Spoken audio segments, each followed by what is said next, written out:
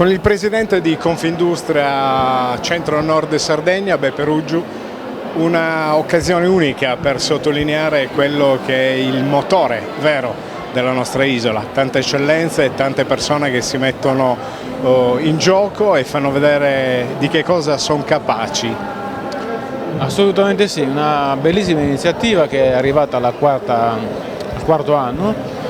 Devo dire che riscontro che c'è stato anche un notevole miglioramento, più presenza di aziende più qualificate, aziende di eccellenza, soprattutto sia nel settore agroindustriale, per i quali noi siamo bravi, devo essere sincero, siamo bravi, artigianato in generale e quant'altro, quindi va bene. Importante anche la presenza della Regione Sardegna a sostenere l'iniziativa e i convegni vari che si succederanno. Oggi per esempio ci sarà un convegno dell'ASPAL e sono presenti anche diversi assessori proprio a sostenere con la loro presenza l'iniziativa. Presidente, possiamo parlare di rete che deve crescere, deve davvero darsi una mano, perché poi alla fine le varie entità unite credo che possano avere dei riscontri più importanti.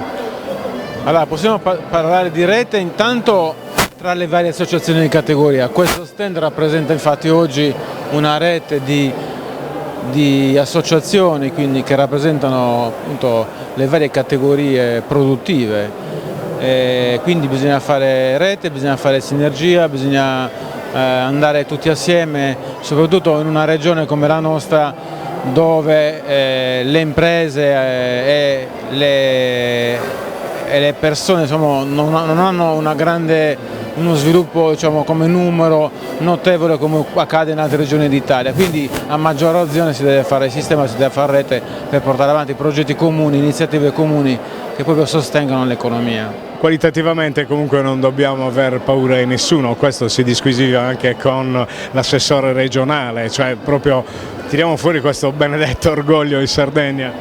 Certamente, questo non dobbiamo farlo assolutamente, non dobbiamo chinarci, non dobbiamo arrenderci, ma dobbiamo anzi lavorare, come ho detto, di concerto tutti assieme per ottenere dei risultati importanti. Per esempio noi come Confindustria abbiamo appena fatto un convegno che riguardava il turismo, che deve diventare un settore, un'industria turistica, che assolutamente non possiamo permetterci in Sardegna che quel settore abbia un 7% di PIL, ma dobbiamo portarlo assolutamente a un 15-20% di PIL, così come le altre regioni d'Italia che oggi ci stanno un pochettino sopra, anzi un pochettino molto sopra.